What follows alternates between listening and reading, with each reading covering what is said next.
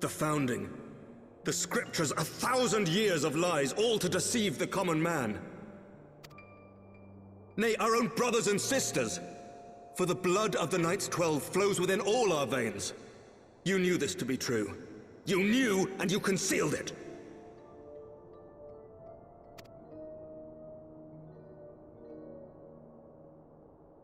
I should be interested to hear how you came by this knowledge. But yes, you have the right of it.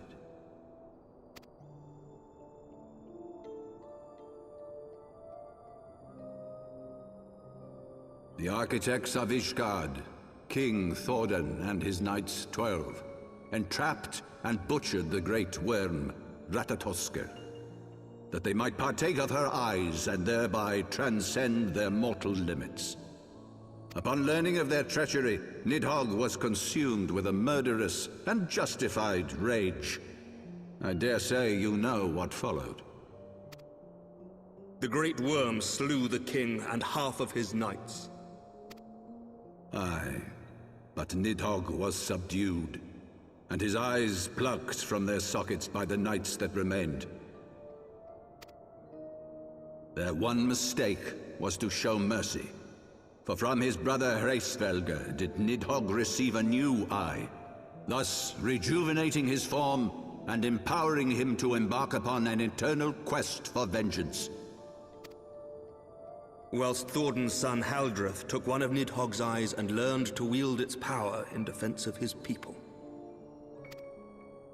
Thus was the first Azure Dragoon born, and ever since that time, his honored successors have risen to drive Nidhogg from our lands whenever the worm has returned to plague us.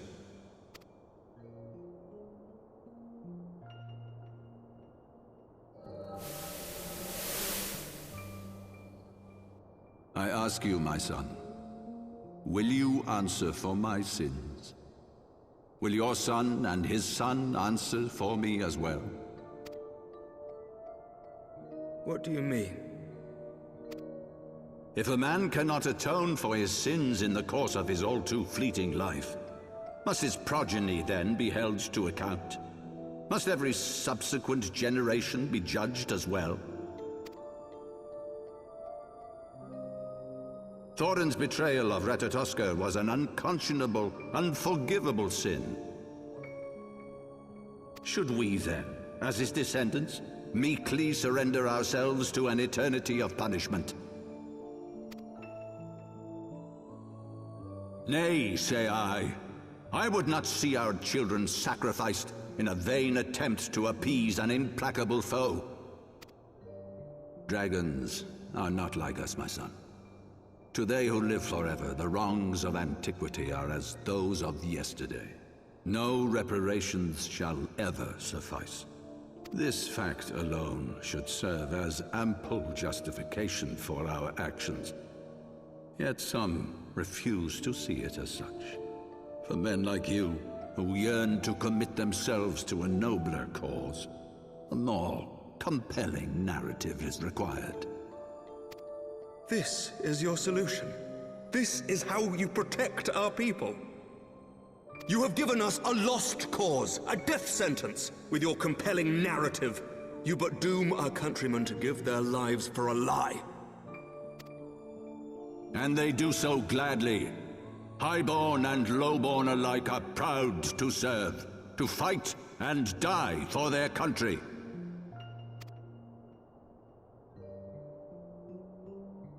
And what would you say to them? What would you tell the wives who have lost their husbands? The mothers who have lost their sons? That their loved ones died for naught? Over the course of 1,000 years, countless men have donned these robes, and every one of them came to accept the necessity of this solution. Once, I hoped you might come to accept it as well.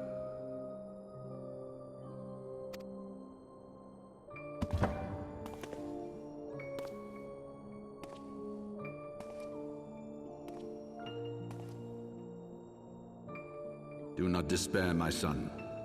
Soon I shall free us from the sins of antiquity, and bring about the change you so fervently desire.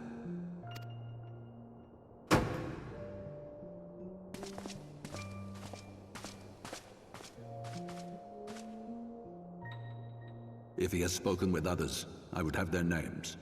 Escort him to a cell and question him thoroughly. Your Eminence.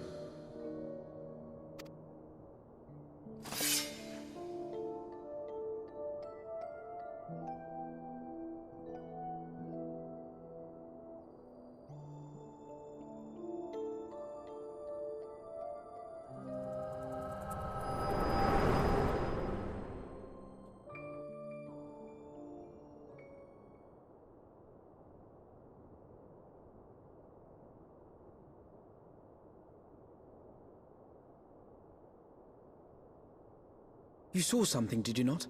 A vision of the past?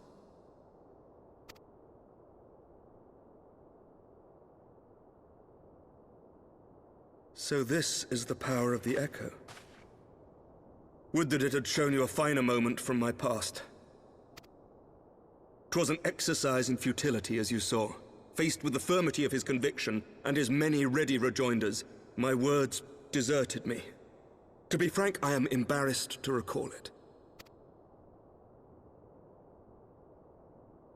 A friend once impressed upon me the importance of differentiating between words, deeds, and beliefs. Were he here, I suspect he would judge your father's conviction to be no more than rank, self-serving delusion. Even so, I cannot help but wonder what manner of change he intends to bring about. I have given some thought to that as well.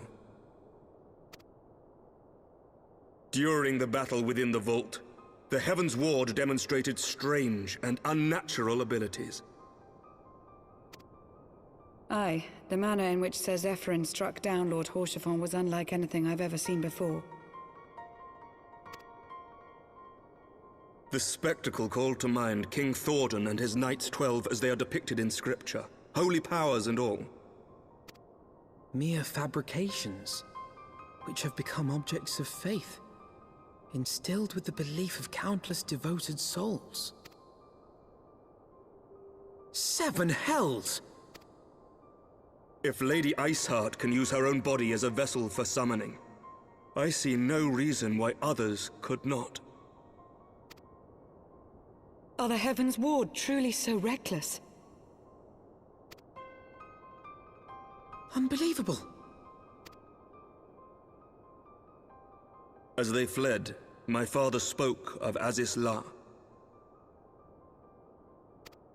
Though I know not what he intends, I fear no good shall come of it. His ambitions are too great, and his minions too powerful. We must find the Heaven's Ward and stop my father before it is too late.